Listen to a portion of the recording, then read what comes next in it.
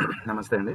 ఈరోజు మనం 5 KG FTL POS delivery ఎలా చేయాలి? ఇంతకుముందు మనం ఓల్డ్ పీఓఎస్ అగ్రీమెంట్స్ ఆల్రెడీ వరకు డెలివరీ కొట్టాక కస్టమర్ నెంబర్స్ ఎలా సెట్ చేయాలి అనేది ఇప్పుడు చూద్దాము. ఇప్పుడు ఫస్ట్ మనం రిలేషన్‌షిప్‌లోకి వెళ్ళండి. రిలేషన్‌షిప్‌లో సెర్చ్ నొక్కండి. సెర్చ్ నొక్కాక ఇక్కడ relationship status active, sub status active అని ఉంటుంది. ఈ 2 టిక్ చేయండి. టిక్ చేశాక ఇక్కడ ఎఫ్టీఎల్ రీసెల్లర్ ఫ్లాగ్ అనేది టిక్ పెట్టేయండి. టిక్ పెట్టేశాక ఇక్కడ గో బటన్ టిక్ చేయడంతో మనం ఏవైతే ఎఫ్టీఎల్ రీసెల్లర్ ఫ్లాగ్ అగ్రిమెంట్స్ అయితే ఇక్కడ చేసుకున్నామో ఆ రిలేషన్షిప్స్ అనేవి ఇక్కడ మనకు షో అవుతాయి. మీరు ఏ పీఓఎస్ పాయింట్కి అయితే మనం ఇచ్చామో వాళ్ళది మనం ఇక్కడ కస్టమర్ నెంబర్ అనేది మనం టిక్ చేసి డైరెక్ట్ ఓపెన్ చేద్దాము. ఇక్కడ నేనైతే ఒకటి ఎఫ్టీఎల్ రీసెల్లర్ ఫ్లాగ్ అగ్రిమెంట్స్ అయితే ఇక్కడ చేసాము మేము. ఇప్పుడు దాన్ని ఒకటి మనం ఓపెన్ చేద్దాము. నెక్స్ట్ అగ్రిమెంట్స్లోకి వెళ్ళండి. అగ్రిమెంట్స్లోకి వెళ్ళాక ఇక్కడైతే మనకు ఆల్రెడీ వరకు ఒకసారి చేసింది అగ్రిమెంట్ ఎక్స్పైర్ అయింది.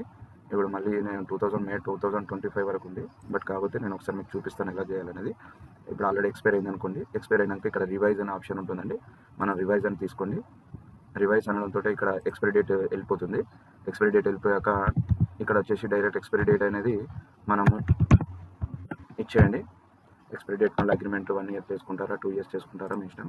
తర్వాత నెక్స్ట్ మనకి ఇక్కడ మెయిన్గా 218, 219 అనేటి 2 మేజర్గా సెలెక్ట్ చేసుకోవాలి. వీటి క్వాంటిటీ అనేది మనం చేంజ్ చేయాల్సి ఉంటుంది ప్రతిసారి. ఇప్పుడు ఫస్ట్ ఇది 218 చూద్దాము. దీని మీద మనం డైరెక్ట్ నేమ్ మీద టిక్ చేయండి. చేశాక ఇక్కడ 9, 18 2 కనబడుతున్నాయి.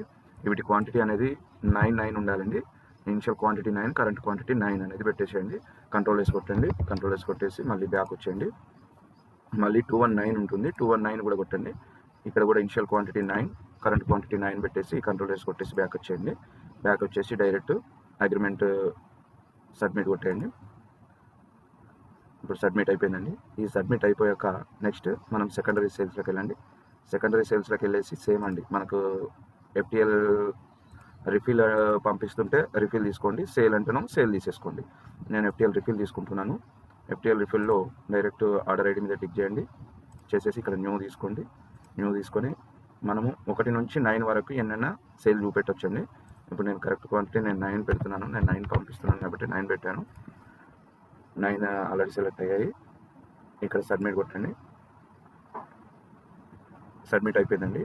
నెక్స్ట్ ఇన్వాయిస్లోకి వచ్చేసి ఇన్వాయిస్ నెంబర్ మీద టిక్ చేయండి. డైరెక్ట్ కంప్లీటెడ్ అండి. కంప్లీటెడ్ చేసేస్తే మనకు సేల్ అయిపోయినట్టు, రిఫిల్ సేల్ అయిపోయినట్టు 9. ఇలా మనం ఎఫ్టీఎల్ పీఓఎస్ రిఫిల్ కానీ సేల్స్ కానీ ఇలా అగ్రిమెంట్ మనం రివైజ్ చేసేసి సేల్ చేసుకోండి.